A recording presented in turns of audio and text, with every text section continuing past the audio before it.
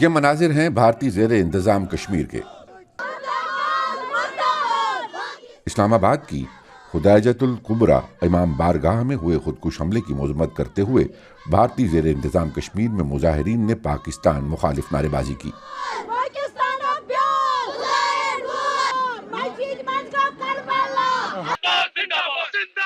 Baramulla district میں منعقد کی گئی اس احتجاجی ریلی میں شریک مظاہرین نے پاکستان کی شیعہ کمیونٹی سے اظہار یکجہتی کیا۔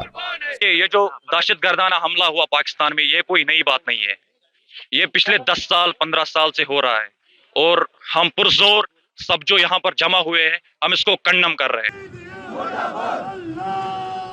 ان مظاہرین کا کہنا تھا کہ پاکستان کے خلاف یہ نعرے بازی در اصل ملک کے بے گناہ اور عام عوام کے خلاف نہیں ہے، بلکہ یہ انتظامیہ اور حکومت کے خلاف ہے جو پاکستان کے مالی اور سماجی حالات کو مستحکم کرنے میں ناکام رہے ہیں اور اس کے بجائے دہشت گردی میں الجھے ہوئے ہیں۔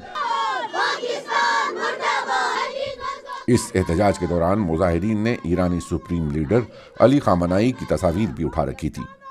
مشرق وسطیٰ میں جاری کشیدگی کے تناظر میں پاکستان میں شیعہ کمیونٹی کے خلاف یہ تازہ تشدد اور بھارتی زیر انتظام کشمیر میں اس کی گونج سے اشارہ ملتا ہے کہ ایران اور امریکہ کی کشیدگی اس تمام خطے پر اثر انداز ہو رہی ہے۔